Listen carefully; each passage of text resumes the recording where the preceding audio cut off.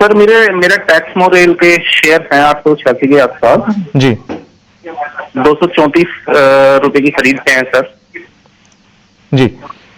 और आपका नजर है मेरे क्या? को ये पूछना था सर, लॉन्ग टर्म का है। ठीक है, ठीक है। गौरंग जी, आपके पास ही आना चाहूंगा। टेक्समैको रेल, एक और रेलवे स्टॉक, यहां पर देखें तो इनकी खरीदारी से थोड़ा सा नीचे टूटता हुआ तो नजर आ रहा है।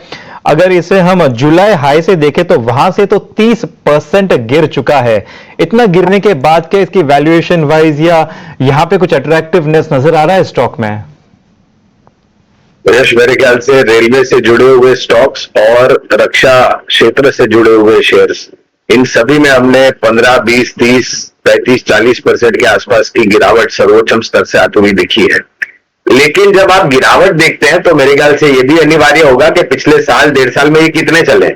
तो कुछ स्टॉक्स रक्षा और रेलवे क्षेत्र में से 50, 100, 150, 200 या उससे अधिक चल भी चुके थे, और ऐसे चलने के पश्चात मेरे ख्याल से थोड़ा बहुत मुनाफा वसूली की चपेट में आए, निचला स्तर बने, ये अनिवार्य है। लेकिन आपको ये देखना चाहिए पहले तो आपने जो शेयर पे निवेश किया है उसका भविष्य कैसा है, और दूसरी बात, आपके पास समय सीमा कितनी लंबी है। अब मुझे नहीं पता इनकी समय सीमा क्या है, मैं ठीक से सुन नहीं पा रहा था, लेकिन अगर आपका नजरिया लंबी अवधि का है और रेलवे क्षेत्र में और रक्षा क्षेत्र में नजरिया कम से कम 2-2.5 साल या उससे अधिक होना चाहिए, जैसे मैं पहले भी बता रहा था, इसलिए क्योंकि लंबा समय लगता है ऑर्डर बुक को एग्जीक्यूशन करने के लिए।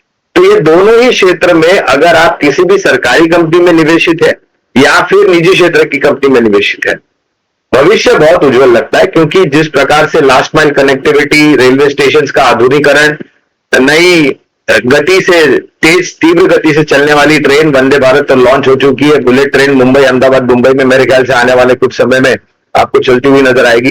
रेलवे ट्रैक्स यानी कि रेल पटरी का आधुनिकीकरण करने आ जा रहा है, जिससे और तीव्र गति से ट्रेन चले, और नेटवर्क बढ़ा रहा है।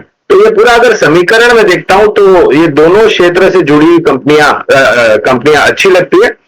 ऑर्डर बुक अच्छी और मजबूत है और नतीजे भी अच्छे आने के होंगे।